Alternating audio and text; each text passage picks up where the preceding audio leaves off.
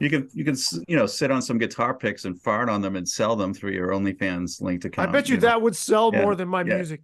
Than my music.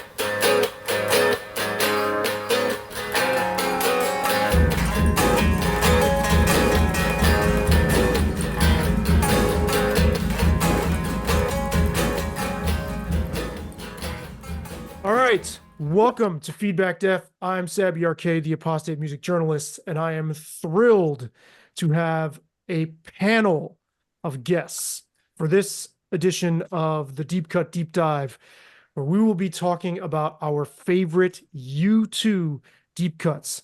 We have Greg Stella from the band Soviet Dolls. We have Ben Stephanus, founder and former frontman / band leader of the great band, the Branch Davidians, and now playing with Greg in the project Birthday City. And we have, originally from the great state of Massachusetts, now joining us from this great state of New Jersey, Kevin McCarthy of Poor Jim and Murdoch. I am so excited to talk to you guys and share our favorite deep cuts. Thank you for joining me for doing this. I Thanks wanted for you all having on. us. Thanks for having us. This is great. Glad My to be part of pleasure. it. Yeah, this is right up my alley. It absolutely is. I have to say, this is no exaggeration. I'm pretty sure every single time Ben and I have spoken or interacted, we've talked about U2. We have spoken about other things as well, but I'm almost positive U2 has come up every time we've spoken. Yes, and I'm also fairly certain that we have the same favorite U2 album, which would normally not be a weird thing, except both of our favorite U2 stuff is like the weird stuff. Well, let's not give too much away. Let's not. All right, yeah, all right, fair enough. Yeah. What I will say to tee this up is that I love U2. Yeah. But you are all bigger fans than I am and more steeped in their catalog. And I'll explain as I go sort of where I entered with them and how far back I went and what up to what point. But I have a sense you're all way even more on a higher level of fandom with them. So, Greg, if you want to go first, you can start us off. Oh man. Okay, if I get the first pick, are we doing this? We're doing the song by song, right? Yes, we're gonna go around. Perfect. Sorry, go ahead. So if your pick has been picked before, you just move on to your next. No. You can talk about the song too, and why, because you might have a completely different reason why. Oh, sure, yeah. Song. Sure. Well, Mine's kind of chronological, so I don't know if you guys went chronological too, but I didn't, but Yeah. that's fine. It doesn't really matter. Let me see. Where do I want to start? I cheated a couple times, but if we're gonna go deep cuts, I'm gonna go with the about the deepest cut I could think of, which is "A Freak Like Me Needs Company" from the Spider-Man soundtrack. Whoa. Yeah. And that track, that's a deep one, man. I've never heard of it. I didn't even know. I thought I had out deep cutted everybody with one of mine. Oh, starting off with a Ben, I've played this curveball for you before, but so as we all know, they had the misfortune and maybe of being involved with that Broadway Spider-Man musical that spent however many millions of dollars and like I don't know 100,000 people died making not really, but like somebody was paralyzed. I'm pretty sure. Yeah. And when it first opened, it opened to kind of middling reviews. And if you listen to the soundtrack, you can partly hear why, because it's got some big ballads on there, and it's okay. But I guess after the lukewarm reception, they added this track for Green Goblin to sing, which is called "A Freak Like Me Needs Company," and it's awesome. And it's like a sleazy disco, like electro disco 90s U2-esque thing. Of course, there's no version of it with Bono singing that you can find, as far as I know, but he is on the chorus. You can hear him on the chorus. I remember this track now. Yeah, I remember you do playing me this one. And I remember liking it. Mm-hmm. It's good, and it's a shame that nobody knows it, and probably nobody ever will, because that show got shut down. Well, that was an interesting era too, that 95 to 2000 era, when they, really heavily into, club music. But this was like 2012. Oh, really? Oh, okay. Yeah, so it was cool that they had kind of gone back into that sound, at least for this track. maybe interesting that they chose to do that sound for the villain. I love that sound from them, but I feel like they don't. I kind of want them to go back to that to a 90s sound, at least for an album, as opposed to what they've done the last couple. Oh my God, yes. I mean, that's an understatement from I can relate to that probably tenfold. Yep. Agreed. I considered having their Hold Me, Kiss Me, Thrill Me, whatever from the Batman whatever Return soundtrack. But it didn't make either my list or my deep cuts. Or my runners up. That one. I actually have a list of runners up too, but that one almost made my list, except the fact that I felt like it was almost too big of a hit to actually. Yeah, that's what I thought. I remember that song being on the radio all the time, so that I was like, should I go with this or? The thing was that's why I didn't recline. One of the things I noticed with their last number of albums, from I don't know, from after Achtung Baby or after Zooropa, like a lot of their songs I would pick are actually singles, so a couple honorable mentions are from pop, one from pop and one from 2000, but most of it is, my list is basically 1980 to 91 for the most part. All right, well, let's not give too much away. Actually, cool. Kevin, why don't you go? We'll go Greg, Kevin, Ben, and then I'll go last each turn. Okay. I got Out of Control from Boy is a deep cut. They used to lead sets with it, like that Red Rocks concert, which you can get on it's on YouTube, the whole concert. Because Under a Blood Red Sky is a mix of 3 different concerts. But there's something about. I mean, they were so young, but there's a real awareness of it, of themselves, or at least there's a great energy to it. It's you can see where they would say that they were a punk band or they were influenced by the Ramones and television and stuff. You can kind of hear it, and Out of Control really captures that. I thought, and it sounds like some of those songs on Boy, like they just sound so good. Like the drum tone on that album, you can hear it, and it comes through on Out of Control. It's kind of coming of age song.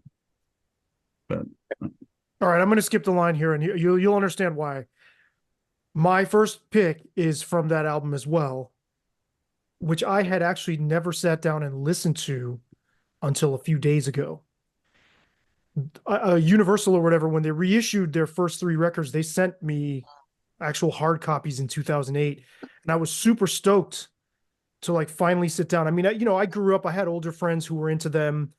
I had a friend who had all their records up until I remember when the Unforgettable Fire came out, and I was really stoked to listen to them. And something about the way those records were reissued didn't agree with me. I thought the remastering, it just felt flat, and I was like, man, this is really disappointing.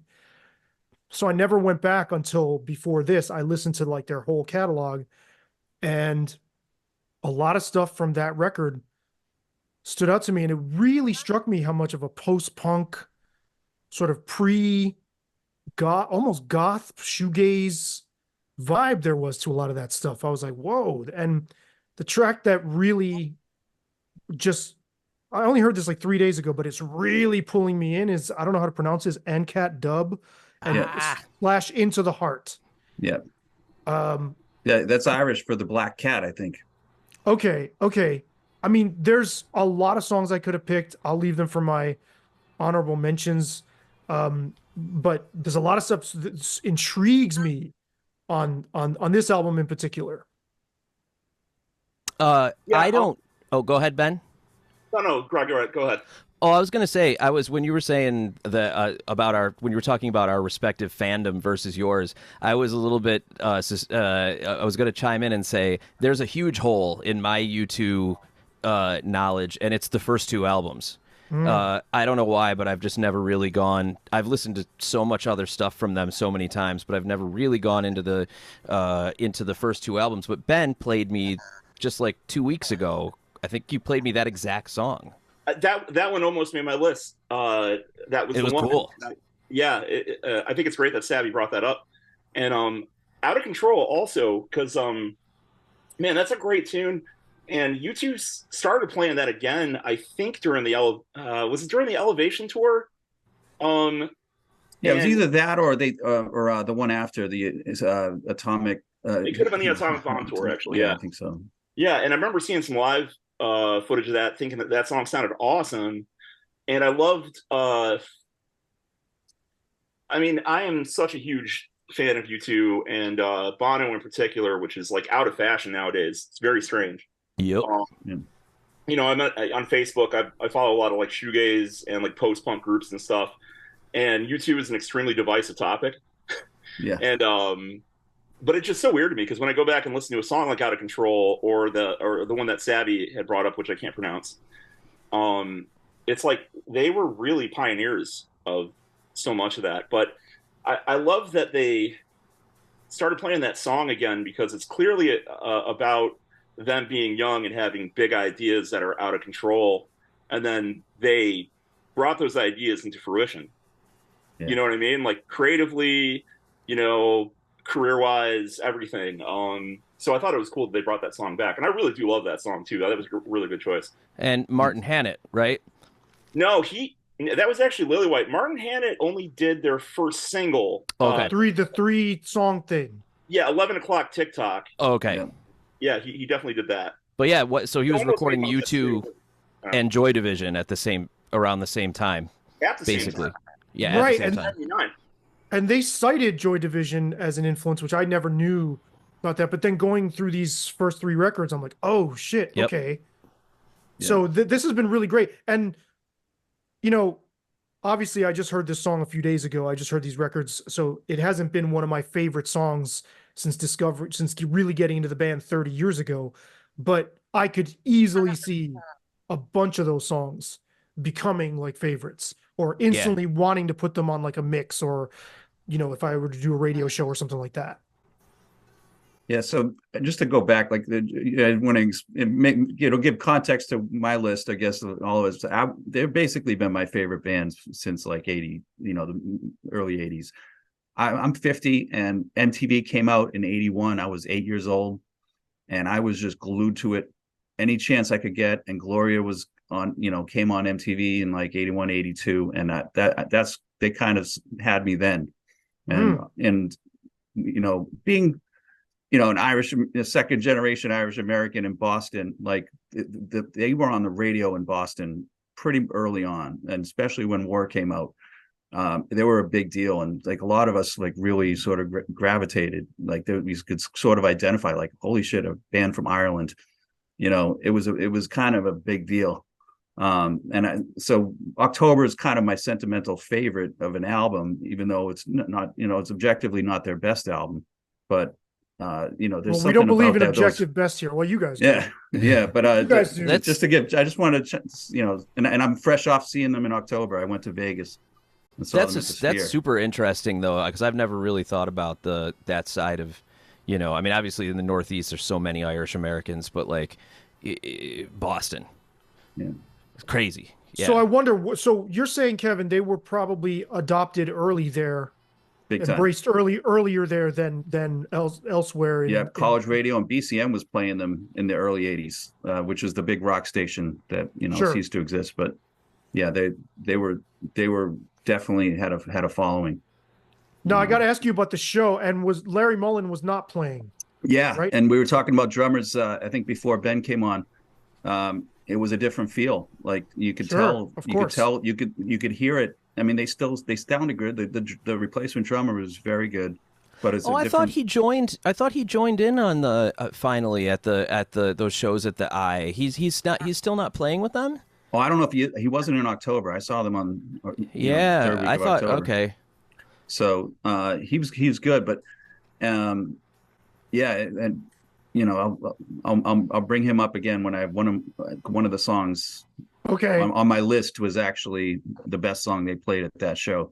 Okay, cool. But yeah, it's a different feel. Like you said, when you take the drummer out and the pocket's a little different. The grooves a little different. Well, and especially a band like them that they've only been playing with each other.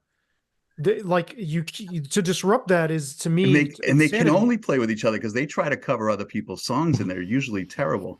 Yes. Yes, they are. They're so unique to themselves. Fortunate Son. Although one of mine is a cover, actually. Well, okay, so what's your first pick? The Three Sunrises. B-side.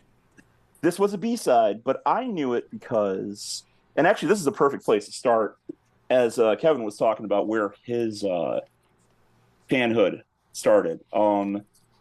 This was off of an EP they released in the mid 80s called Wide Awake in America. And it had 4 songs on it. The first 2 were live, I'm pretty sure. A Sort of Homecoming, Bad, both off of Unforgettable Fire. And then there were 2 B-sides, which was this one, The Three Sunrises, and Love Comes Tumbling, which almost made my list too. But yeah, Three Sunrises just has this really vicious rhythm section thing happening, very post-punk. The bass and drums are very aggressive. Sometimes I think that their rhythm section doesn't get enough credit. Totally. Especially man, listen, I'm a huge Henry Rollins fan. Love that dude to death, but he hates U2. Yeah. And I remember one time he said U2 has the worst rhythm section, out of I don't know, all the big bands or something. Yeah. Like that. I was hilarious. Like, you're wrong. And like I said, I love Henry Rollins, I love most of his work, but sometimes likewise, and I totally am not with him on this. I mean, Kevin and I have a really close friend named Mike Nugent who said he might as well be talking about how he hates pistachio ice cream. Well, 100%. Yeah, I mean, these things are subjective, but that rhythm section really connects to me. And of course, I grew up.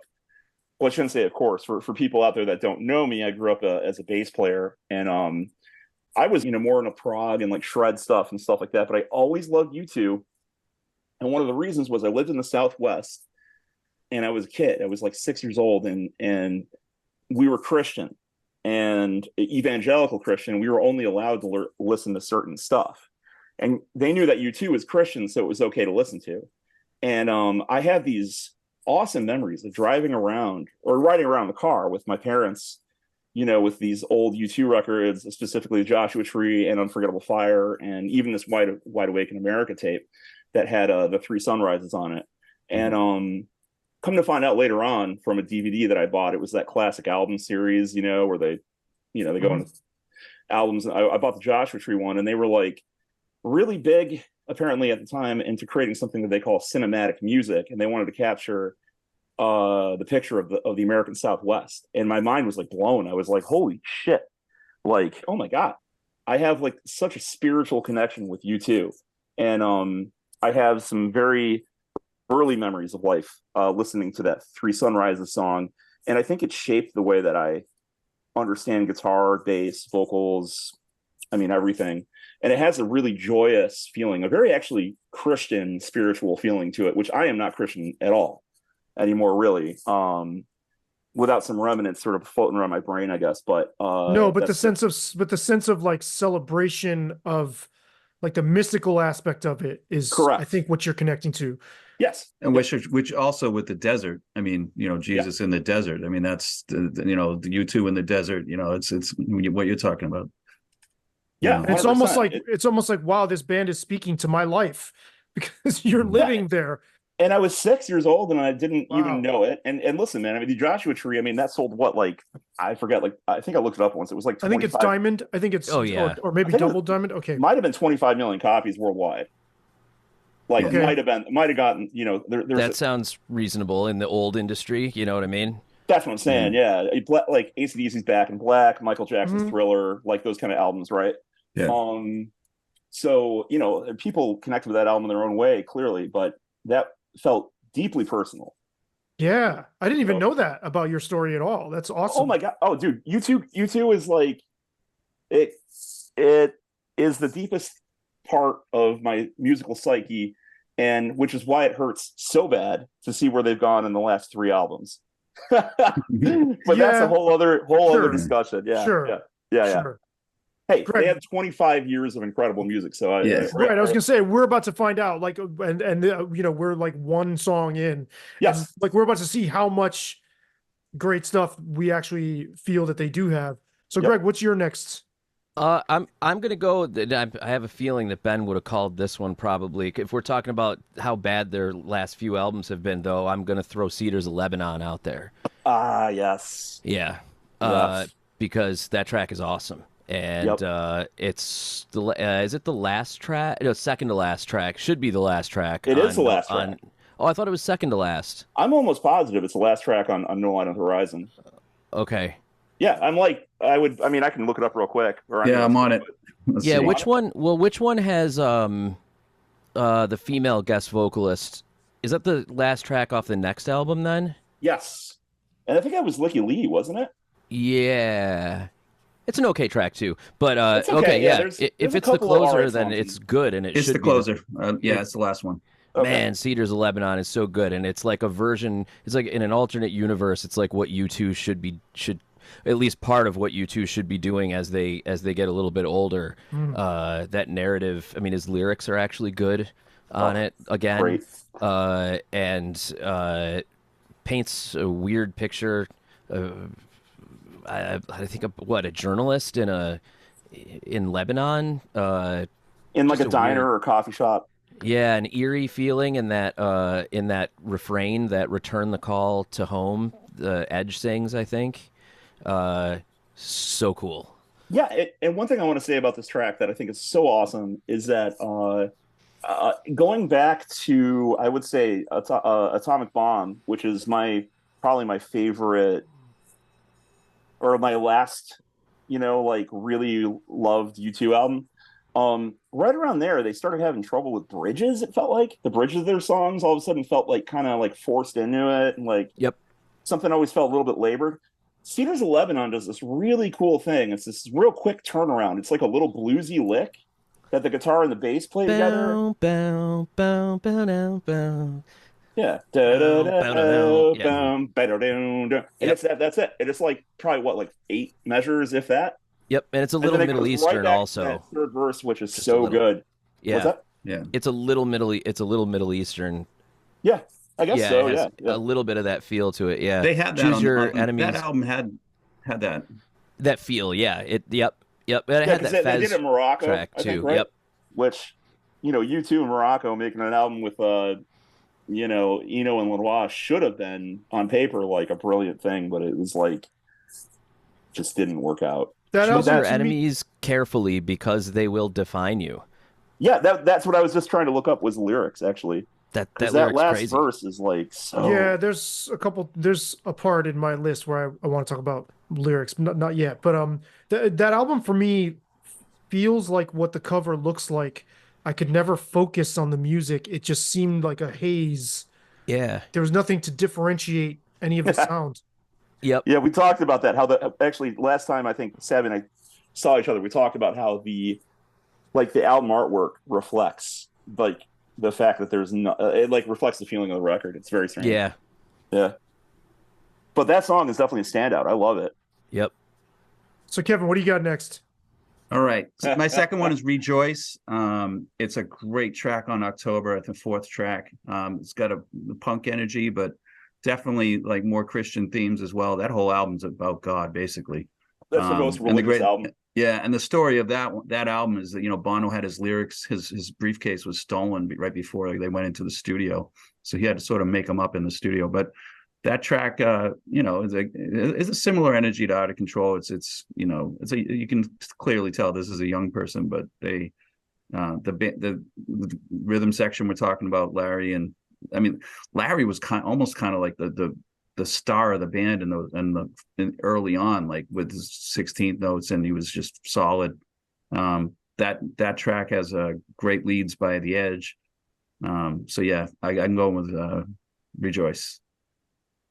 Yeah, October is a weird album for me because the first two, I mean, I grew up with those two, but for some reason I didn't gravitate towards them. But I remember Rejoice being really good, and in particular, Gloria was like my favorite. I wanted to put that on my list, but it's not. It's really not a deep cut because it like got played. Gloria. Are you talking about Gloria? Gloria's a single. Yeah. Yeah, that's why. But it almost made me listen. I was like, I can't really do that because that's my favorite U2 song. Dude, that guitar riff, I don't know, it's just so good. And a cool bass solo. Yes, as a bass player, right. I got a shout out for that one. You know what's funny, man? I think I heard them say that a similar story happened to Bono for All That You Can't Leave Behind. I thought I remember hearing that his lyrics got stolen then too. So this apparently is an ongoing issue with him. Right. I don't know. Yeah. Well, he's done all right. Yeah. So for my next one, I'm going to go with a song that I could have sworn was not a deep cut. I always thought this song was big, but I think I just got my wires crossed because this album has never clicked for me. But I'm going to go with Wide Awake off Unforgettable Fire. You mean Bad? Yeah. Bad. Yeah. Oh, okay. Yeah. Yep. So I always thought it was called Wide Awake because What? So wait, that's not a single though, right? I don't think it's a single. It was huge. They did it at Live Aid. Sort of was one of their big. It's one of their moments. signature songs, so I almost didn't go with it. It's a live staple for sure. Yeah, right. Is that the song where he jumped off the stage and went out over the barricades into the audience? It's like their star making moment internationally, supposedly. I've never seen the clip, but yeah, it's an amazing track. They thought they had screwed up by doing that. Like Bono was like apologizing to his, but it turned out to be a huge moment. Yeah, and actually he repeated doing that at least through the 90s, where he would go out to the audience and like hug girls and stuff or whatever.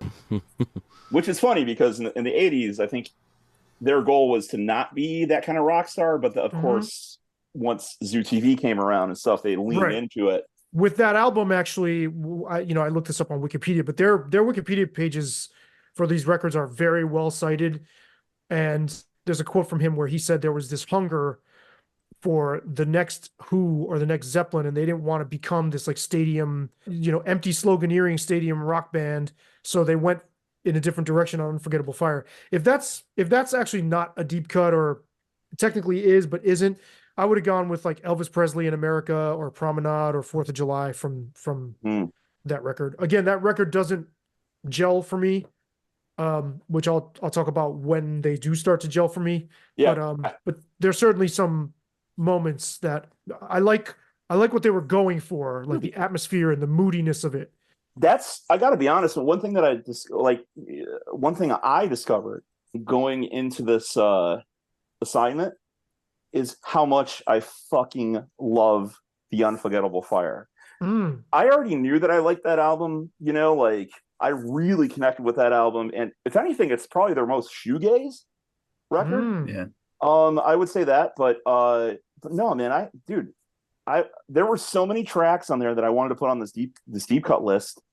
Going back into it, I was like, holy shit, like this, there's something about, I feel like you can listen. It's obviously not as like quote unquote good as like the Joshua Tree, right? But you can tell like it was a meeting of the minds between that band and Eno and Lanois. Right. It's the first time they work with Lanois, and it really, and Brian Eno, yeah. Right, and it really got me thinking. So they had worked with Steve Lillywhite their first 3 records, and he's involved also as they keep going too. Yes. But it's like Lanois is almost like their Rick Rubin. Like how with Rick Rubin certain bands just sort of everything falls into place when they worked with him at critical junctures, right? Yeah. That's made me think like, oh, that's what he is for them.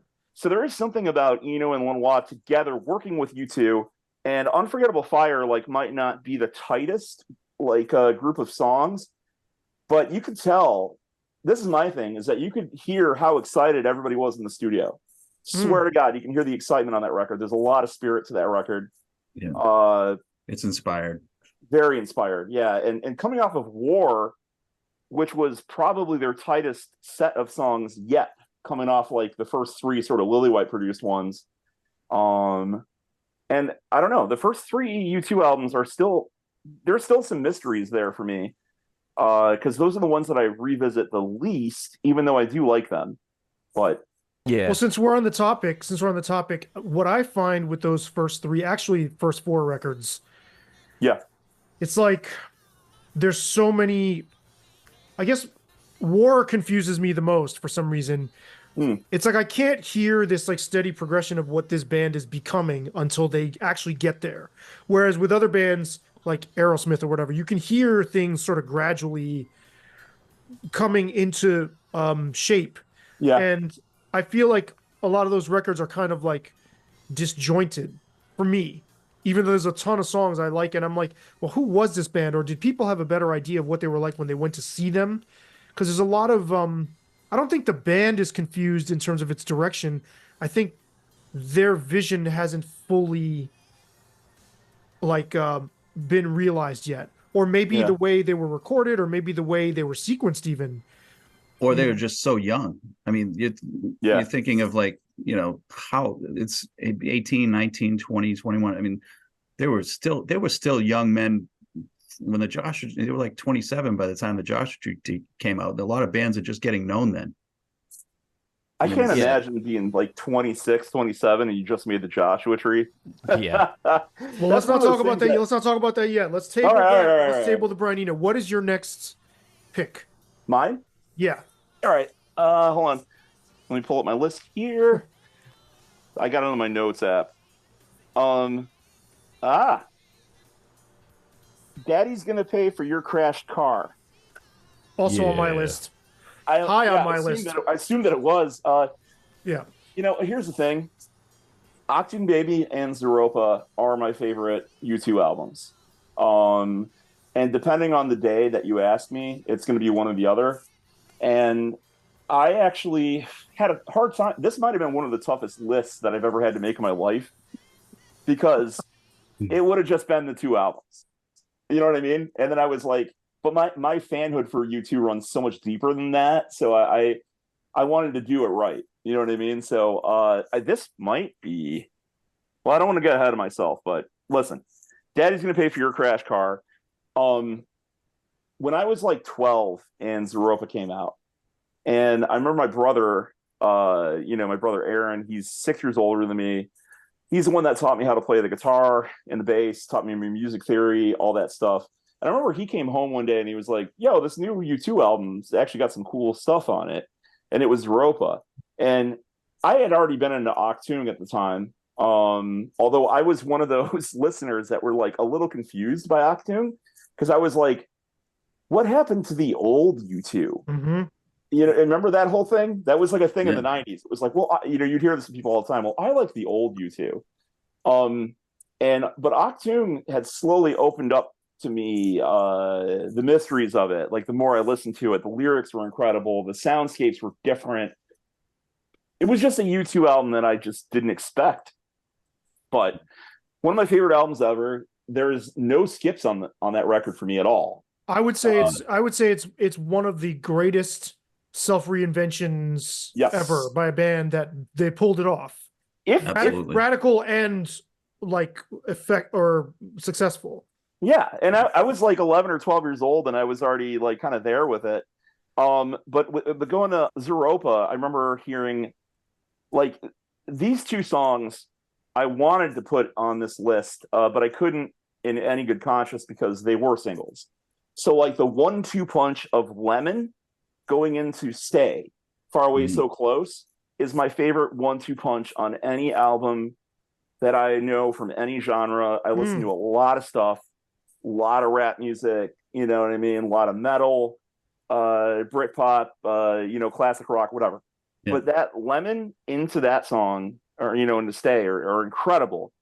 But there was something like murky about the way that out of Stay, it goes into Daddy's Gonna Pay for Your Crash Car, which has like that weird sample intro, which is from like TV broadcast or something. Yeah, for like a Russian thing for like Lenin, Vladimir Lenin, something weird like that. It sounds totalitarian and oppressive. Yes. It just comes in and it's just that bass tone is awesome though. It's incredible. Yeah, and kitschy. Incredible. It sounds totalitarian and kitschy, and like you're listening to it in some old Eastern European lady's living room through a little tiny TV set. Yeah, correct. And that's a great descriptor, and it's one of these things where like whenever I've read interviews about what they were listening to at the time when they were making Achtung and Zeropa, they were all listening to like a lot of like industrial. They were listening to My Bloody Valentine. They were listening to a lot of Manchester, a lot of Stone Roses.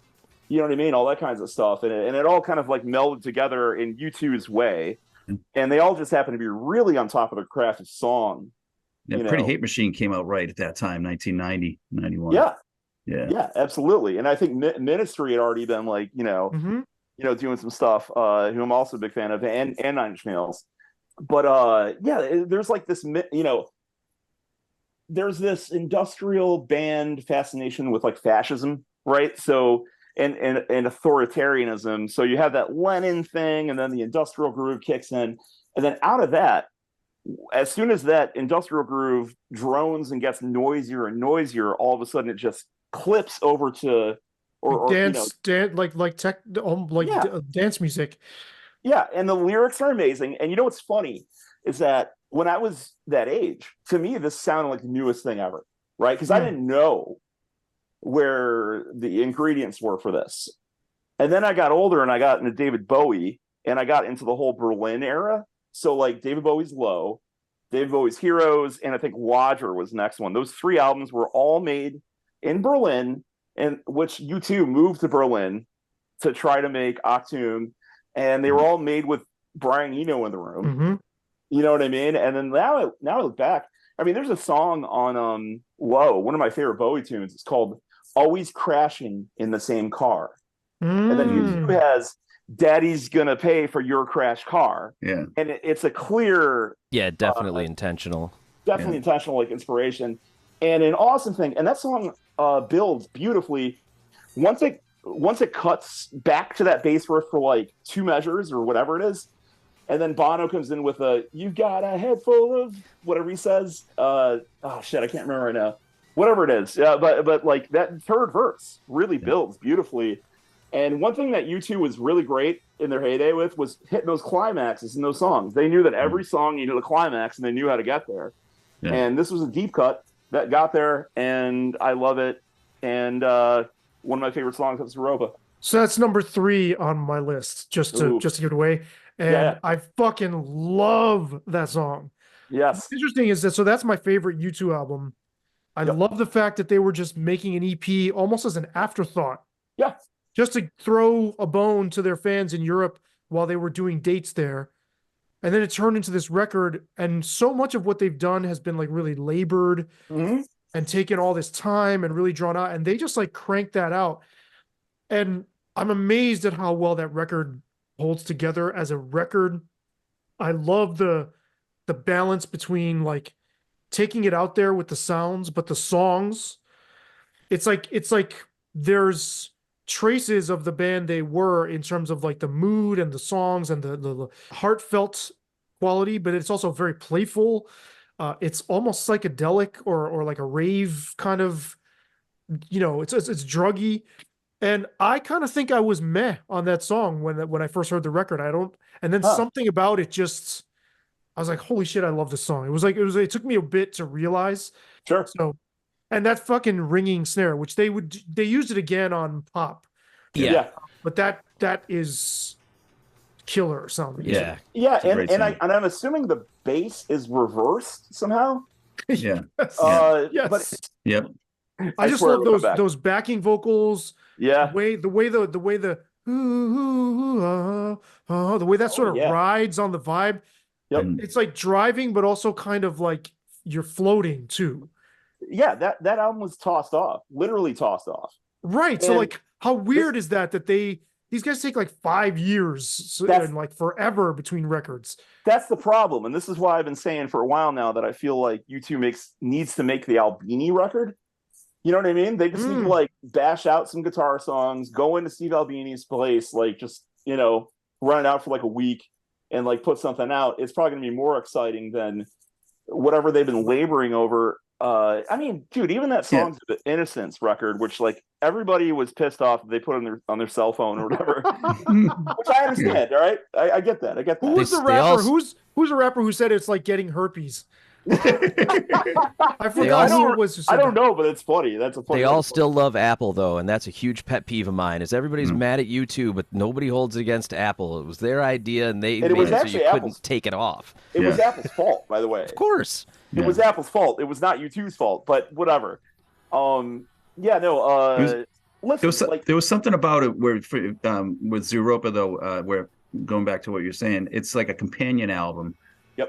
Kind of in a way like Amnesiac is to Kid A for Radiohead, Or even like a little sibling that's just a little wilder than Achtung Baby, that's a little bit like sloppier dress with a runny nose, but interesting, like there's something so charming about that record, and they're not pressing and they cover so much ground. It's not, I'll give you a hint, it's not the only song from that record on my list. Rob Sheffield, who is one of my favorite music writers, if not my favorite, he wrote my favorite book, which is called Love is a Mixtape, and it's really sad, but it's gorgeous, beautiful, and it's about how music kind of brings people together. It's beautifully written. It's one of these things, well, you'll be laughing through your tears kind of thing. I highly recommend it. I've read it twice. One of the few books I've read twice. Just wrote it down. Oh, I'm getting it. Oh my God. I'm familiar. Dude, if I had money, I would pay for everybody's copy here. But one thing that he said about Zeropa, he said he called Zeropa the fun version of Achtung Baby. And I was kind of like, Achtung Baby's already pretty fun, but I like that he said it. Yeah, it's weird. It's weird though, because it's less serious and in places darker. Yeah. Yeah, which is such an interesting contrast to me. It's like a fun kind of dark. Yeah, they're having fun doing it. They're doing it to do it. Not because there's a deadline or it's time or anything like that. It's just they've had the inspiration and they were making music for fun, and that's why it's good. You can hear it on the record. On the mix thing, I pride myself on having once taken 2 months to work on mix CDs. I used to do mix CDs for a guy that, Ben, I know you know, his name is Mike Satter. He plays bass. Oh yeah. And I was like, I put more into this mix than I ever have for any romantic interests. I sat for 2 months working on this mix. And so it's so funny because I could see us making mixes for each other. Like that's where we're at, Of course. Love is a mixtape. Comes back down to that. Totally. Yeah. So Greg, I used to make so many mixtapes back in the day, and then CDs, but mostly it was tapes back in the 80s, man. So mine is, which one do I want to do? I'm gonna say Miss Sarajevo, because that's just a cool track, and I consider that a U2 album. Oh yeah, for Passengers? sure. Yes, totally. I always put it on my list of their records. Yeah, it's okay. Yeah, and it's on 90 to 2000. Oh yeah. Like, so they consider it a U2 album also. Like the best of. Yeah, but I didn't know until I think a couple days ago when I was just kind of searching around about some of this stuff, just because I didn't want to just say Miss Sarajevo and just be like derp. Did you guys know what that's about? Yes, only because I read the Pitchfork retrospective review. Yeah, beauty pageant underground during the war, which is crazy. Yeah, and I think Bono, I heard him say this exact quote, which was like, he thought it was so witty that these beauty contestants kept doing it because it was like a signal for peace. Like it was to recognize their humanity as a way for them to say, do you really want to kill us? Sure. You know what I mean? Like that kind of thing. So I thought that was very interesting. Yeah. It's just a cool track, and it's really weird that Pavarotti is in the bridge. I don't understand that, but it's still a cool song. Yep. And it's weird as hell. And yeah, that's it. Well, Larry Mullen Jr. was quoted in Rolling Stone saying flatly, "I don't like that record, but I do. I like that album a lot." Yeah. Okay. Yeah, he said it was too experimental, I think is what he said. Yeah. Yeah. So Kevin, what do you got? All right. I'm going to break away from the chronological because I still have like 2 more from War, 2 more from Unforgettable Fire. I'm jumping ahead to Achtung, Zoo Station. Also on my list. Yeah, it's one of my favorite tracks they ever did. There's such a great groove to it, but it introduces the new U2. It was such a radical departure from Rattle and Hum and the Joshua Tree. Like, so this, it came out, I think in November of my freshman 91? year, at BC. And the funny thing is that semester, the Dead played 5 shows at the Garden. Jerry Garcia was still alive. And all these Deadheads were crashed on BC campus. And all of a sudden there was acid everywhere. And so I think I tripped like 3 different times that semester. But one of them was when I got a copy of Achtung Baby, and I listened to it like 4 times, like on acid the first night, and I was like, it made sense because it all, you do that, after a while it just clicks, and I was like, I love it. And Zoo Station was, what a way to open an album. Might be one of the great opening tracks to any album. Just perfect breakdown, curveballs in there, great hooks, just awesome. Yeah, it's on my list too. Like I said, I grew up, a couple dudes on my block loved U2. One of them really, really loved U2. A really close friend of mine I grew up with, but I didn't have the attachment to them. And so Achtung Baby it's probably that song that is really where it clicked for me. So I didn't have this baggage of like, oh, is this really what they should be doing? And blah, blah, blah. It's just everything about that record just totally won me over instantly with no resistance. Yeah. And then I went back a little bit and kept going with them forward. So no, my brother's he was a huge U2 fan in the early, or like me, like very much into their first few albums and stuff. And he thought they had lost their way with Unforgettable Fire and the Joshua Tree. and he certainly thinks they lost their way with Achtung and Zeropa. Like he sort of checked out after that. I love that era. I love I like a lot of pop and things like that. But a lot of old fans really probably thought when Achtung came out, like this band's lost their head. Yeah, I mean, like I said, I was one of them, and I understand. Like I was only like a little kid, like at like 11 years old, listening to that album, but like I still kept coming back to it because I still loved it. Man, Zoo TV is one of the best album openers. It's so good. As a musician and a songwriter, I'm obsessed with the idea of not losing any speed. Like I like momentum. So when you say momentum, are you talking about momentum within a song or on a record? Sustaining momentum over the course of a record? Momentum within a song. So like, Zoo Station has that for you? Oh, yeah. Zoo Station definitely has that for me. Because like as soon as like you start tacking on a bridge that shouldn't be in a song, then all of a sudden I can feel myself as a listener kind of like losing interest. You know what I mean? I'm kind of like, yeah. So you're not strictly talking about rhythmic momentum. You're talking about like holding your interest. Correct. Because I think that song has an interesting, in terms of the groove, and you were talking about the rhythm section of Adam Clayton and Larry Mullen Jr. I think that song, interestingly, is like, to me, feels like a train slowly starting to leave the track at the beginning and then picking up. But it's like it's held back, but it's still starting to. It propels forward. Yeah. It propels forward, and they never drop the ball with it. It's great, and I guess when I say momentum, I mean more in the it's an abstraction.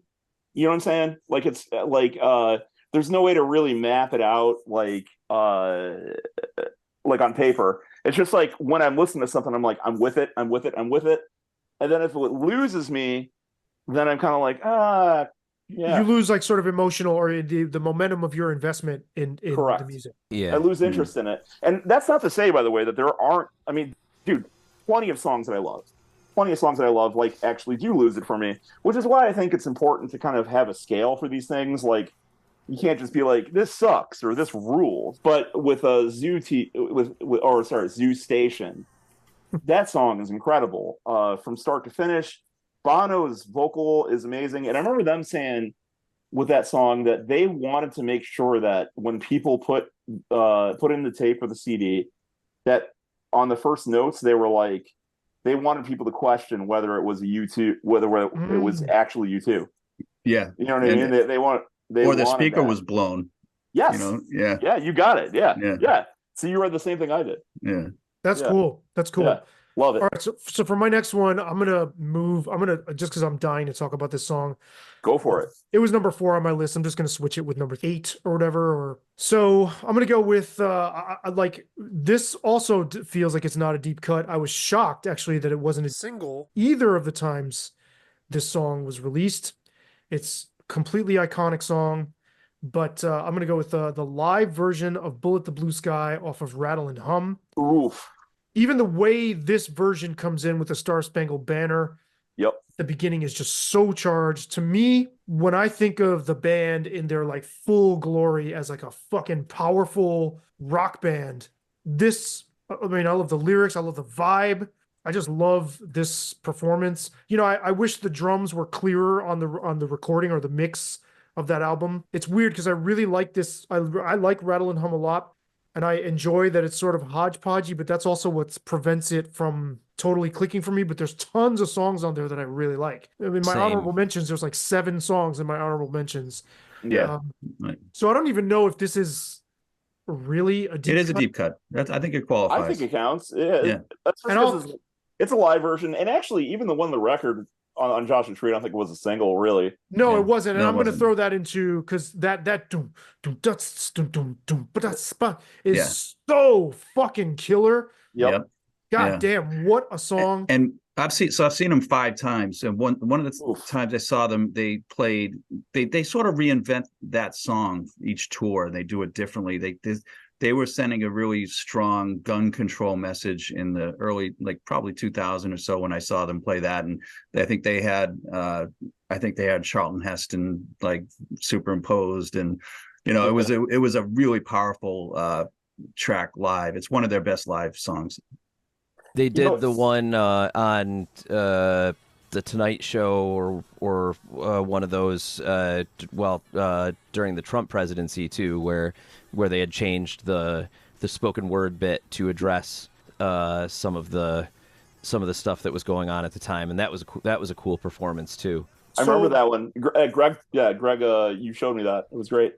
So there's been something I've been dying to know, and somebody here has to know this. I'm going to have to go on some Reddit page or something, or somehow like fucking try to track down The Edge or his guitar tech or something. There's a part, so the song that goes dun dun dun dun dun dun dun dun dun dun dun, where he's playing those like jangly chords in the chorus. Yeah. But then you also hear at the same time. So is that overdubbed, or did he like have some sort of like sample pedal that he could go or or loop the overdub for sure. Overdub for sure. Well, I mean the live version. I'm talking about specifically in the live version, right? In the movie, you hear him playing that and you hear at the same time. Yeah, he could have looped it. He could have hit that chord and then had it and brought it in as he was playing or he could have looped the little guitar figure. But I do know that once Achtung came around and they did Zoo TV and all that, like they did have either background players that played keys and stuff or that triggered samples and shit. But in terms of Rattle and Hum, I don't know. Yeah, who knows this? I need to find this out. It would have had to be playback if he's not playing it, because it wouldn't have been a looper, because I don't think any existed at that time, but it could have been on a sampler, but if they were messing with samplers and stuff like that prior to Achtung Baby, I don't know. I wish I knew the live version better, because I know that part of the song, but I can't think of the higher bit that you're talking about. Well, it's near where he plays with the slide, and Bono. It's every chorus, but he's playing with that awesome slide sound, and it's very obvious too. It's like anybody in the audience, because this was in the theater, right? I didn't go see it in the theater, but anybody watching that who's ever played music ever would instantly notice it. It's not even like they're trying to hide it. So I just have always wanted to know.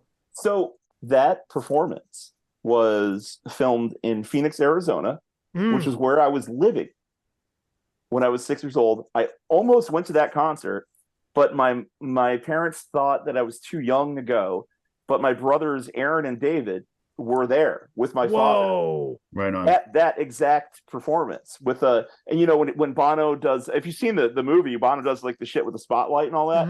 Yeah. They were there. They were in the audience. Whoa. So how do you feel about that? I told you, man, my U2 obsession runs deep as possible. So how much like more or less of a fan are you compared to your brothers, and how do you feel about not going to that show? It's kind of a silly question, but I mean, a part of myself is very mad that I didn't get to do that. But I was like 6 years old, so like as much as I love the music, I don't think I was that pissed off about it.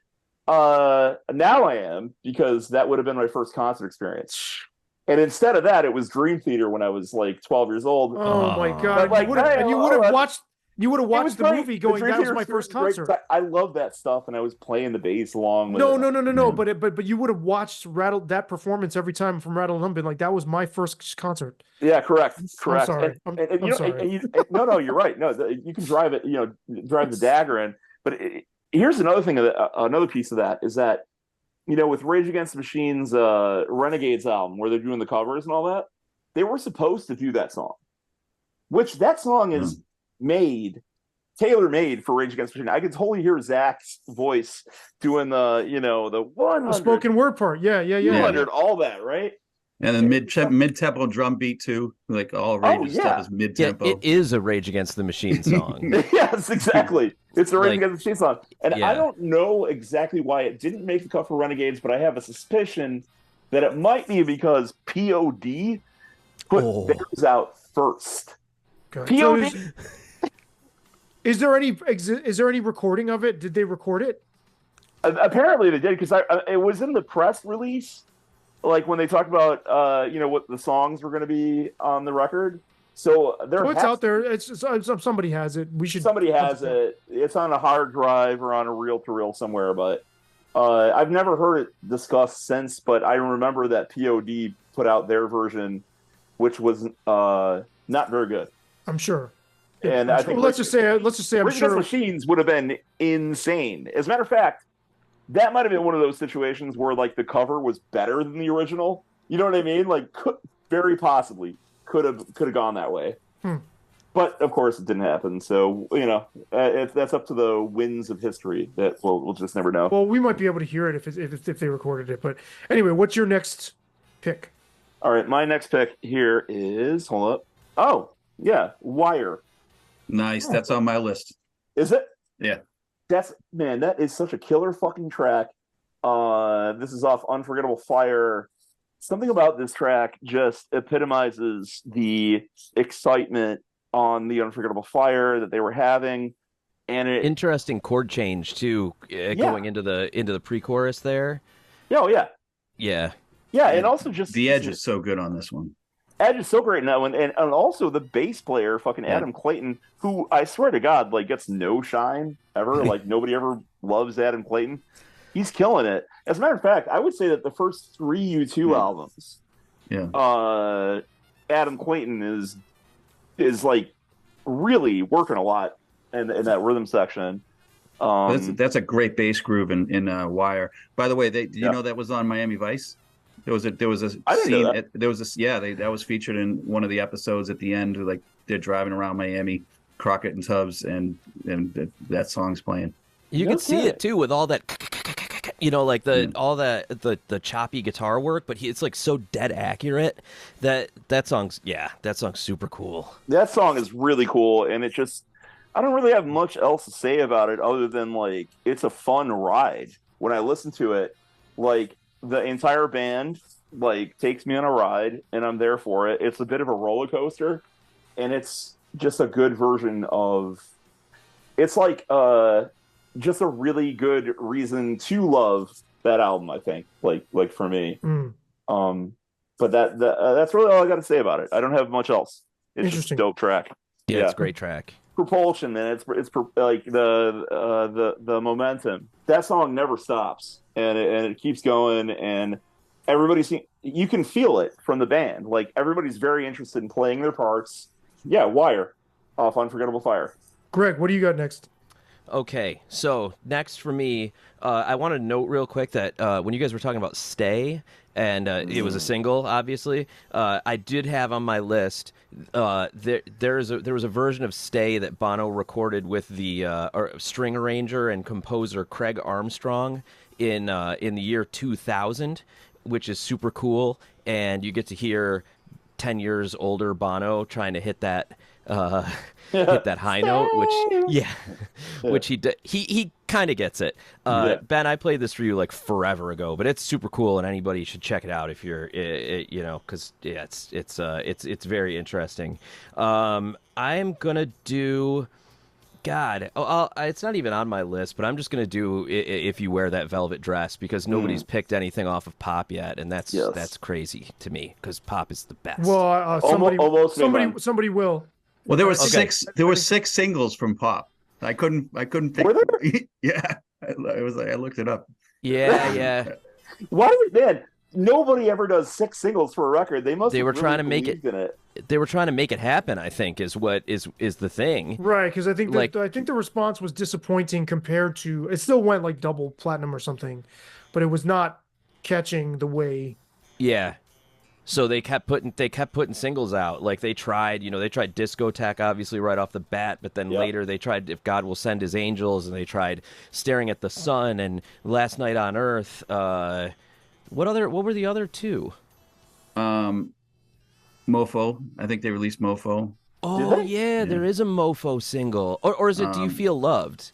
Do you feel love? No, I don't think that it's might Do You have Feel been- Loved. Wait a minute, let me look because I looked this up. Look it up. I think because I would have put If God Would Send His Angels, but it was a single, and so it wasn't really a deep cut because it's a single, but that would have been on my list.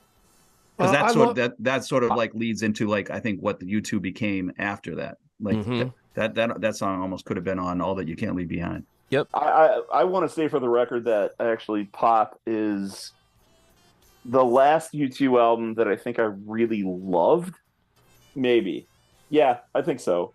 Because the other albums after that, the two after that, I really liked, but it was like a slow decline. I would say Pop was like the last U2 album that I really loved, but for some reason, well, I don't know. We'll see where our Yeah, I lists- love it. I love it. And great album, incredible album. yeah, Mike James, who Greg and Ben and I all know, and I've known Mike for over 20 years at this point. I remember him saying, I don't even so much love the songs, I just love the way that album sounds. I love the songs too, but I know what he's talking about with the production. It's like that alone is enough to win him over, and I agree. There's something about the way it's mixed and the ambience of it. But Please is the Yeah, other go one. ahead. Oh, they did Please. Oh, as a fucking single. please. Yeah. Oh, yeah. Wow. What a Pop. Three out of 7 days a week. Pop is my favorite U2 album. I know it's not the quote unquote best U2 album, but it is my favorite U2 album less than half the time. It's the favorite U2 album of my brother Aaron, who got me into U2. It's the favorite U2 album of Anthony Kuhn, who was the guitar player in the Vedas.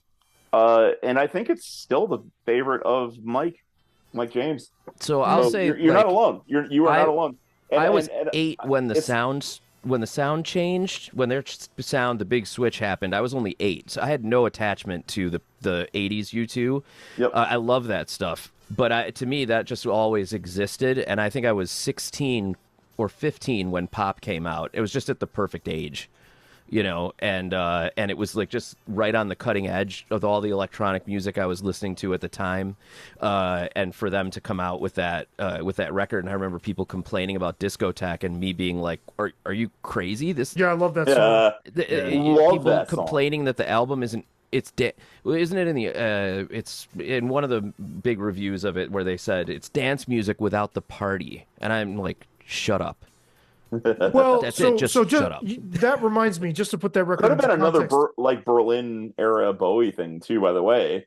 Yeah. You know what I mean? A lot of that music was like, dude, if you go back and listen to that song Broken Glass, it's got like the funkiest groove, but the lyrics are like the darkest fucking lyrics you could ever imagine. Yep. They can all fuck off with that. Just to put that record into context, I think there was another aspect to it that I think led to why it was disappointing, the response. And I don't think the sales for their shows were disappointing at that time. I can't remember. I should have looked it up, but I would have to look it up. The Pop Mart tour? Yeah, but they were still selling those out. Yeah. They built it up. Bono built it up as if they were going to do this incredibly, like, that it was going to be this radical dive into electronic music. He even said, there's a quote from his that I've always copped, and said, we're trying to make music that doesn't exist. So when Pop actually arrived, it wasn't quite as radical as what he had built us up to believe.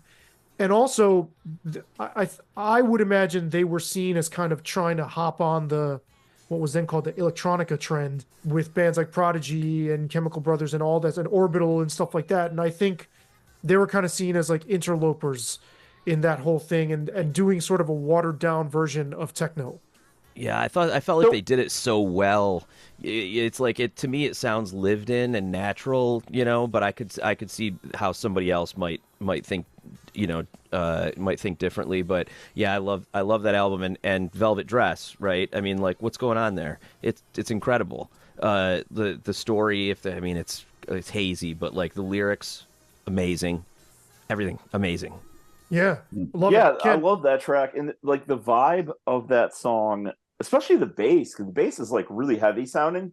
I mean, It's upright, isn't it? not in like a metal way, but it was just like a big booming, almost like an R&B kind of like sounding bass. It's an upright. Is it upright? Yeah. Oh, I didn't know that. Boom, boom, boom, boom, boom. I did not know that. I'm pretty sure that's an upright. Yeah, That's cool. sounds awesome, and those guitars that are almost like Cocteau Twins sounding, Oh, sort yeah. of like shimmering. The that sort of- harmonizer delay that's coming down. Yep. Man, it bothers the piss out of me, being a guitar player and seeing people talk shit about the Edge, and I'm like, no, go back to those '90s records. Oh, yeah. And those are the best. I mean, to me, that was the most inventive Edge stuff. Listen to like Velvet Dress and like what's going on in that track. It's crazy. I personally would have never have created that. The one thing I always hear is like he only plays 2 notes. Like, Oh God. you know, I saw some kidding me? Instagram post the other day that was some, I don't know, comedian guitarist or something that was like mocking the Edge, and I was really glad. It was a lot of engagement on the post, and I was really glad to see that like the vast majority of the people commenting were like telling the idiots that they were wrong. And I was like, "Thank you! It finally happened." People are like, "What are you talking about? Like, you've never listened to U2. If you think he plays 2 notes, you don't know what you're talking. If you think he's not influential, you don't know what you're talking about." Yeah, Like, obviously that's a hard disagree from everybody here. But Kevin, what's your next? So I'm going back to Zoo TV era, because the first time I saw U2 was '92 on St. Patrick's Day at the old Boston Garden, and it was such a show. The Pixies opened up. Larry came out and sang "Dirty Old Town." It was a big festive thing. But to go back and see, when they to go to the Sphere last October and see these songs again, on the anniversary, which I think the anniversary was during COVID, so they did it after. It was different, new drummer, for that. But the strongest song where the band sounded the most together was Acrobat. Acrobat was the highlight of the Sphere show for me. Like, they were clicking on all cylinders. Maybe they click better because it's in 6/8 or 3/4. I think it's in 6/8. But they don't. U2 doesn't have a lot of songs in 3 rhythm. So Acrobat really stood out. It's a great track. It's really dark. It's all this inner turmoil. It really that album ends so dark with Love Is Blindness. Acrobat into Love Is Blindness. But I always liked the track. It just seems it's so swirly, and the band just sounds so together, and they sounded great in October playing that song. It's one of my favorites off Achtung Baby also. Oh yeah, it's weird for an album that is, has a reputation for being like, more like '90s sort of irony, and it is, definitely is. Some of the best moments on there are like that, but Acrobat is one of the rare moments on there that's completely earnest. Everything he's talking about in that song is very earnest. It's very hard on your sleeve. Of course, U2 is really good at doing that, but they were also really good at like doing that and adapting it to the ethos of like Achtung Baby. That's a great song. That almost made that actually. It might have made my cut. I actually don't remember. That's what's great. There's so many songs, right? I think the '90s irony thing served them well because it offset the earnestness, and they didn't kill off their earnestness at all. There's plenty of it. Oh yeah. Throughout the record. To me, I always thought Achtung Baby was very heartfelt with a little bit more of a surreal kind of twist, because I think it just balanced Bono's earnestness very well. And that's why they didn't get totally swept away by that. That's the perfect segue for my next pick. Go for it. Because so in 1991, I went back from Achtung Baby to the Joshua Tree and was completely blown away this is the album that for me, everything comes together for this band in a big way, right? And I mean, and obviously this is not saying anything new, but I could not pick a favorite between these two songs. Like I could not pick one if you put a gun to my head. Running to Stand Still and Trip Through Your Wires. And, you know, good.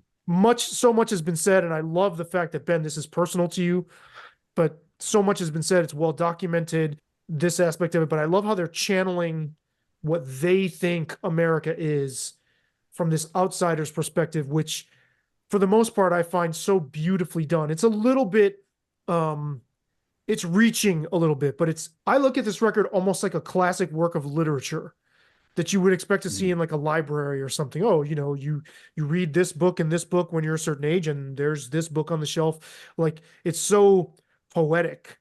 You know, everything's been said about this record, but I loved how when I went back from Achtung as like a sophomore, Mike Nugent would have been a freshman. Mike and Paul would have been, they were in my dorm. They were on my hall. Wow. And I went back and got Joshua Tree and was just like, damn, this album it's, you know, and they've talked about how they wanted it to be like cinematic, like a movie, but to me, like I said, it feels like literature to me. Yeah. I tried to convert Mike to U2. He's begrudgingly respect them, but he never entered the realm fully. Just like he tried to convert me to Springsteen. And I do like Springsteen in my older age, but I at the time was not feeling it. But yeah, Running to Stand Still is on my list too. That's funny that you go ahead. I was just gonna say that, you know, when it comes to what Sabby was saying, there's like an idea that seems present in U2's music, and well, specifically in Bono's lyrics, of like America being the promised land. And it's a cool vibe that he brings to the idea of like what America is or what it could be, until you remember that there were Native Americans here first, and then that gets a little weird. But it's like, if you do think of it as like an undiscovered place, that like I mean, for them it is like them coming here as an undiscovered place. Yeah, but as an American listening to it, it's like you can kind of get on board with that, and it's a cool, it's like an alternate mythology almost, that like that he's painting, it seems, or but from someone else's perspective, like across an ocean, across like this sort of almost mistranslation of how the myth arrived on their shores. And, you know, I don't want to give them too much credit or get too carried away, but there is something, you know, the Irish love their poetry, right? And there is something genuinely poetic about it. And man, and you know, being super into metal at that age, I mean, I was into some mellower stuff too, but I was very struck by how this album grabbed me. Yeah. And I love how this is personal. I love how you fucking lived. Like Joshua Tree's in California, but it's still the desert Southwest. Yeah, it's still like, the American Southwest. Yeah. Wow. I mean, yeah, I love it too, especially because like I just didn't know at the time. All I knew is that I was hearing music that resonated with me in such a deep way, like you know, like those tuners, you know, tuning forks, right? You hit it, and that was within me, and I was like a 6-year-old kid. And that one thing I do want to say though, going back to the Springsteen thing, Bruce Springsteen, who is probably my favorite lyricist, he talks about the difference between what he does with the E Street Band and what he does acoustically. And he said that he likes to make a loud noise or make a quiet noise, but no matter what he's doing, he's trying to make a noise. And before Kevin brought up Springsteen in there, I was Savvy was talking about Running to Stand Still, you know, which is a beautifully written song about. Just get the chills even thinking about that addiction. Song. Yeah. Oh shit! Unbelievably well written, but that comes right after on the album. It comes right after Bullet the Blue Red Sky. Hill Mining. Okay. Yes. Yeah. So you have Bullet the Blue Sky, which is a very large noise to make, and then you have Running to Stand Still, which is a very quiet noise to make. But there's noises to be made there and noises to be listened to, and so I love that. I love that song. Yeah. I don't know. I think it sort of comes into the Springsteen thing. It's just funny that Kevin had brought up Springsteen, because before he even said it, in my mind, it was like, oh man, it reminds me of Springsteen. Yeah, there's a melancholy to it, and it's almost like the melancholy on Nebraska, which is my favorite Springsteen album. Mine too, by the way. Yeah, it's Nebraska is also mine, and I mean, I love all those old Springsteen albums too. But for some reason, Nebraska, there is something so dark about it. Incredible. Well, and to bring this full circle, you mentioned that Renegades record. I don't like the version on that record. However, the Rage's, you could call it a cover. They really just completely wrote a song to the words of The Ghost of Tom Joad, which I think is the eeriest, most fucking awesome, like ominous sounding thing. And he mentions the Southwest in the words too. And so if they had done something like that with Bullet the Blue Sky, how amazing would that have been? But anyway. That's what I'm saying. That's why it obsessed me that, I remember when all the press came out about Renegades, and I was like, oh man, they're doing Bullet the Blue Sky. And then it wasn't on the record. And then We'll find it. I mean, you bring up a good point though, the dynamics on that album. It's strange because like I said, going back to the first four, I'm hearing a lot of things I like, but I don't.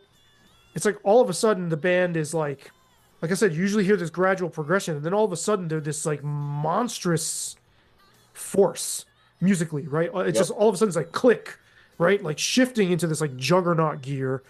And it's one of those albums where I completely understand why it's mega popular. Oh yeah. And it didn't feel like that much of a leap going backwards from their Achtung stuff. It didn't feel like I'm not listening to the same band or this feels weird or off. I could sort of hear what they had retained from this stuff, if that makes any sense. No, of course it does. So do you have a track? What's your next track? Oh, am I up next? Yeah, you're up. Oh yeah. Okay, so here is the deep cut that I thought was going to out deep cut everybody until Greg hit up. So Greg Stella hit us up with the Spider-Man soundtrack. Night and Day. This was a cover of the jazz standard. Was this from Red Hot and Blue? Yeah. Yes. Okay. Yeah. Dude, this track is so cool and is the most, I know they always talk about industrial being like an influence, and you hear it most on this track, I think, and you hear like the sort of Euro dance, the sort of like goth dance club thing happening, and Bono plays like the Lothario character crooning this vocal in a way that's like, it sounds a little dangerous. You know, it was great, and the band sounds like they want to be maybe a little heavier than they are on it, but it still sounds great. And Night and Day, man.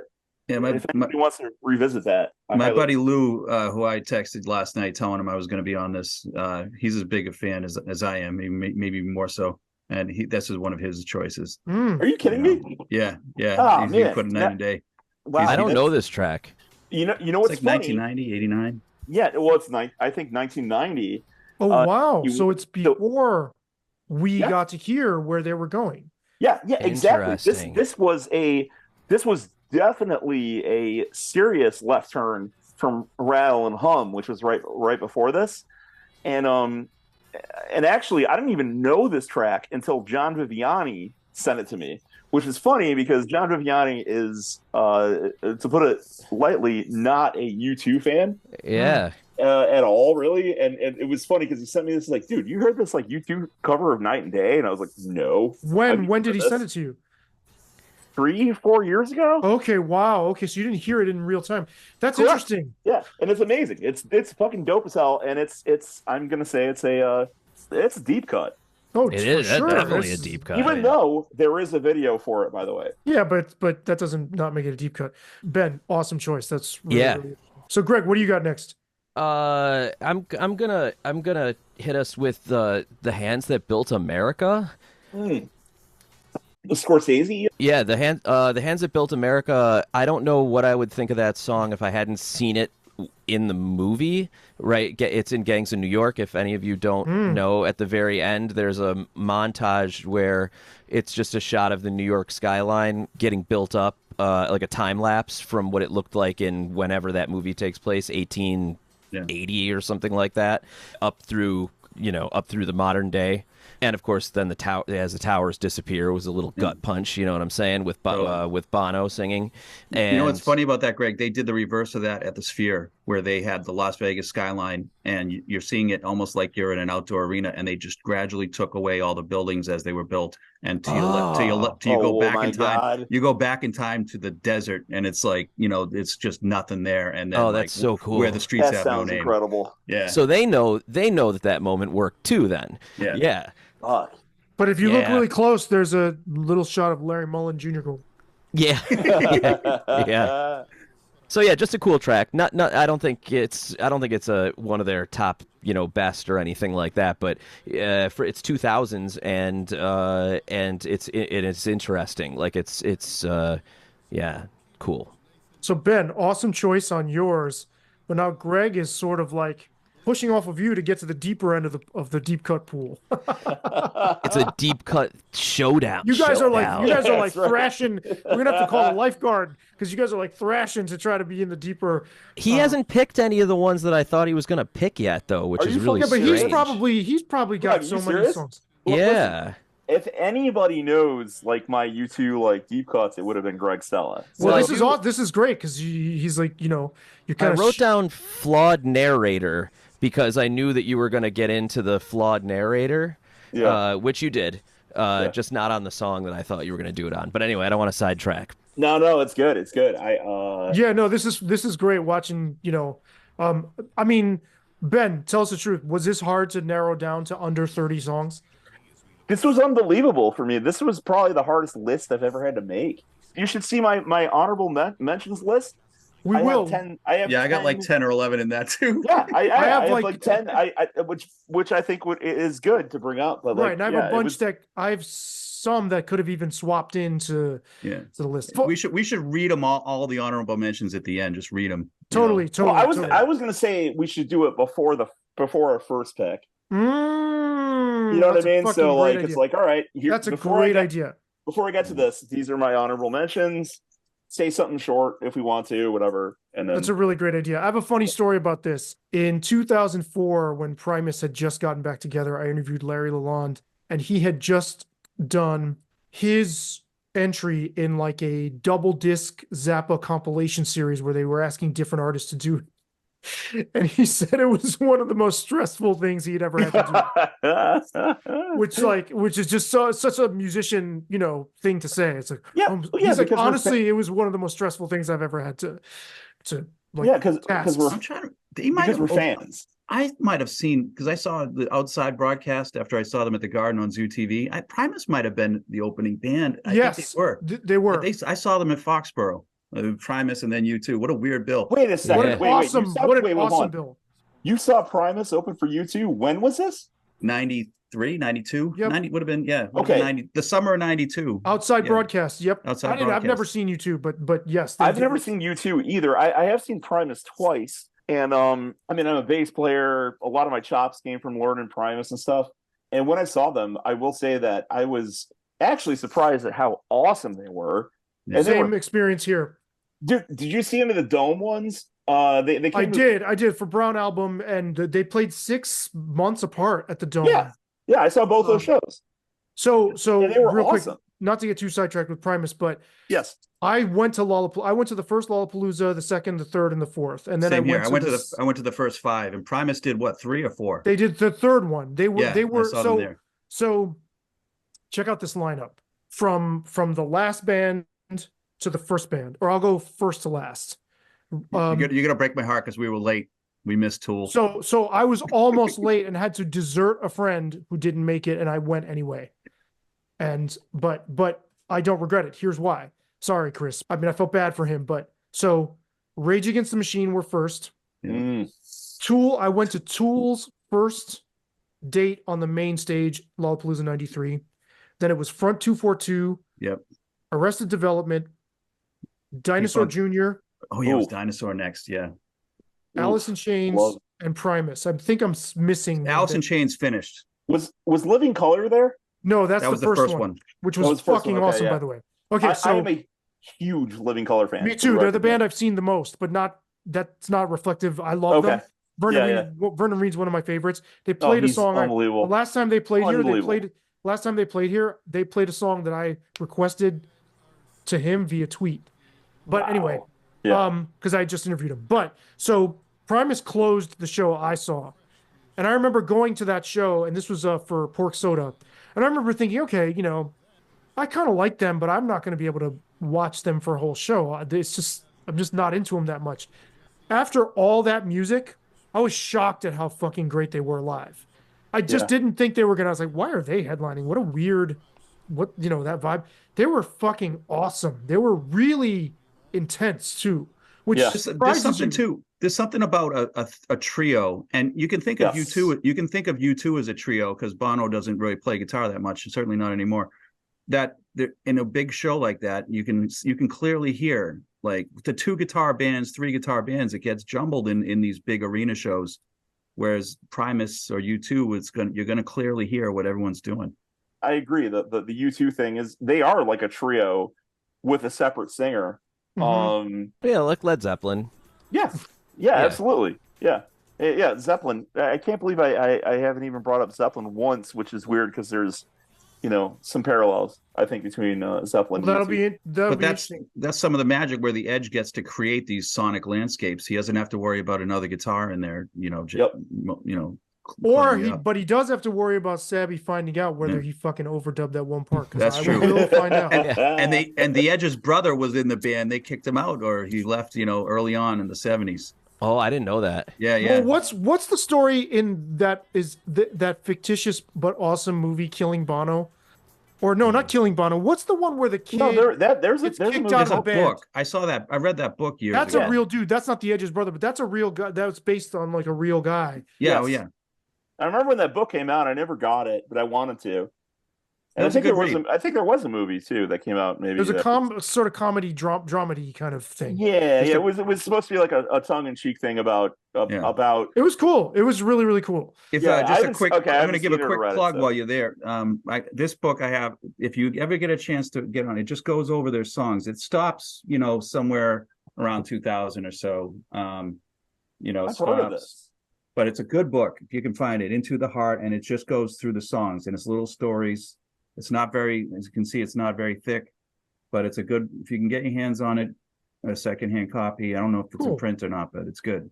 It's like a track by track kind of all their stuff. It gives you pictures. It'll talk about the tracks, cool. Because the autobiography is huge. It's like the size, and it weighs like 40 pounds, like the U2 by U2. Like, this is a nice little one you can just thumb through. Coffee table. Yeah. Kevin, what's your next pick? All right, I'm going back to War. So this was actually the first song that came to mind when you asked me if I wanted to, to do this. Like a Song. It's an incredible track. It's the 4th song on War. It's, thematically, it's similar to Sunday Bloody Sunday, where it's this militant pacifism. It's like the opposite of a call to arms. It's a call to not pick up arms. And to go back to there was a fair amount of IRA sentiment in Northeast cities of people of Irish descent. And before I even got poisoned with that kind of thinking, U2 had formed the opinion in my mind as a fan about nonviolence. And, they continued that when they honored MLK on Unforgettable Fire. But Like a Song is an incredible song, and it's their most punk song. It's got incredible energy. It's definitely harkens to the Clash. I mean, they mention other bands, they don't, but it definitely sounds like Clash influence to me, sonically. Just the desperation, and it's like this hopelessness and desperation of right in the middle of the Troubles, 83. I didn't realize there was any of that sentiment here. When you were saying that, I said sure, but I thought you were saying at the time that you were talking about the time period over there. I'm talking about it. Yeah, I'm talking about mid '80s, early '80s. There was, there was. I mean, that crazy, the famous Rochester bank armored car heist, which was organized by an Irish priest with a guy who had served time for explosives in the UK. He was from the IRA. I mean, all that. Yeah. Oh shit! I didn't know that. I didn't know there was a connection to that at all. So I mean, and so like I grew up in the East best true crime, like Rochester connections. Like I don't know if it's Savvy, if you remember this. It was the armored car heist. I've heard about that case. Yeah, it was in like 92 or 93 or something. I've heard about that case. It was recently written up. But Kevin, what were you going to say about? Sorry. Oh no. It's just they like I grew up in Somerville, Mass, and right on the edge of East Somerville and Winter Hill, and the Winter Hill gang was sending shipments, and money and arms. Like there was, you'd see these stickers on cars, 26 + 6 = 1, like on bumper stickers. It was, and U2 was coming out defiantly against that, and all about nonviolence, and this stuff is killing us over here. It's incredible. I don't know. It's just an incredible song. Yeah. See, I wonder how much they risked, angering people with that, especially not being from Northern Ireland themselves. I've always wondered, when they would play like Belfast and cross over into Northern Ireland, and what their following was like there. It's just something I'm curious about. Yeah. Well, Bono's got his dad was Catholic, his mom was Protestant, or vice versa. I mean, what are you going to say, Ben? No, I was going to say, if you watch Rattle and Hum, they're playing in the middle of Sunday Bloody Sunday. Bono goes off on this rant. Sick and tired of Irish Americans coming up to me, talking about the revolution. Fuck the revolution. Said, fuck the revolution. Yeah. Oh shit. Okay. Yeah. So he says, I'm sick and tired of Irish Americans coming up to me talking about the revolution. So as a person that's living in Ireland, he might not live in Northern Ireland, but he's a lot closer to there than than an Irish American in Boston. You know what I mean? Yeah. So in Everlast, but the violence hit Dublin. The violence from the Troubles hit Dublin. Absolutely. Yeah. So it was really, really cool moment. And don't forget, Everlast from House of Pain had a Sinn Féin tattoo on his arm or wherever it was. What was it? Sinn Féin? Sinn Féin, the party, the political party. Which the IRA. Yes. Yeah. Interesting. So Kevin, I'm glad you brought that up, because that's something I'm just not aware of. And growing up in Boston, that's interesting. Yeah. And also, when you think about what's going on in the Middle East right now, that the trouble seemed unsolvable. And between Clinton and John Fitzhume, and they got the Good Friday Peace Accord, it seemed like a hopeless thing, and they actually got it done. Gives you a little ray of hope. Maybe they can figure out something. Israel and Palestine, it's because that seems right, because it seems completely unsolvable and hopeless. Right. So my next pick is also off the Passengers record. It's Different Kind of Blue Into Beach Scene is one of my favorite tracks by them. I don't remember it because I don't either. Yeah. I go ahead. Yeah. It's just a lovely Different Kind of Blue is a weird kind of interlude-y thing. And then Beach Scene is this shimmery, dreamy wonderfulness. That's just, I've discovered while I was looking through all their songs, I really love a lot of their moodier stuff. Oh yeah. Yeah, you mentioned Promenade. That's a very moody song. Promenade almost made my I thought about it too. Yeah, that reminds me of Van Morrison on the Astro Weeks, sort of stream of consciousness, Yeah, the Coca-Cola radio, football radio. But if you guys don't know if you guys don't know they're like one track leading into another. I would check that out. A lot of that record is really abstract and kind of intentionally challenging, and out there, but it's just a really lovely moment. I just heard. I don't really know the Passengers album very well, but I was just listening in my car. It was just kind of spitting U2 stuff at me, and I heard a track called Slug off of it, and it was really cool. It reminded me of Zooropa type stuff. I mean, yes, it's a more sort of it's more leaning into Brian Eno's abstract, ambient mind. sort of, yeah. I don't recall the sound of the track Slug. But Yeah. there's some weird sounding stuff, and then there's some sort of semi-dancey. There's a song called Always Forever that could have been on Zooropa or All That We Can't Leave Behind. Yeah, Slug started out like ambient, and I was like, oh, this is interesting. It's kind of developing, and then it turned into like a rock song, and it was just cool. I was like these guys work really well together, and I was kind of reflecting on the fact that like they could have put out. I mean, they could have just called it a U2 album or U2 and Brian Eno, but they by that point in their career, I think they were aware of the fact that like a U2 album it's a thing with a capital T. You know what I mean? Like it's got to be an event, it's got to be a thing. Even though they had done Zooropa, it was like there was no way they were going to do another little, so Pop Mart had to be like the biggest thing that's ever happened in the universe, and like they seem to still be in that mindset where it's like a U2 album is an event and it's very carefully planned and all this stuff. And I think that's kind of, for me, I miss the sort of more freewheeling nature of the band that didn't second guess themselves so much. Yeah. Well, and there was also commercially, if you release this out there strange record as the next U2, there's going to be huge disappointment. If you kind of low key, like, hey, this is the thing they did with Brian Eno as a sort of side dish, then it got a lot of attention because of Miss Sarajevo, and it's like the people that like it lower, will hear it, but there's more of a response versus like, oh my god, what are they doing, kind of a thing. Yeah, I can see why they did it, but it's funny that that they've become like they're a juggernaut, you know what I mean? Yeah. Like it's a big deal. There's a lot riding on a U2 album, or at least there was, crazy. Yeah, I mean, I would say it's a challenging, it's like a difficult but rewarding record. Which one? Passengers. Oh, okay, yeah. I definitely, you guys, I can't recommend, even if you press play on the record and it's like, what the fuck is this? Oh yeah, no, I have. It's good. I have it. I just haven't listened to it that much, but it's Get as far as different kind of blue beach scene, and you'll see why you might not agree, but like you'll understand it's a beautiful moment on there. Greg, what do you got next? Am I bugging you?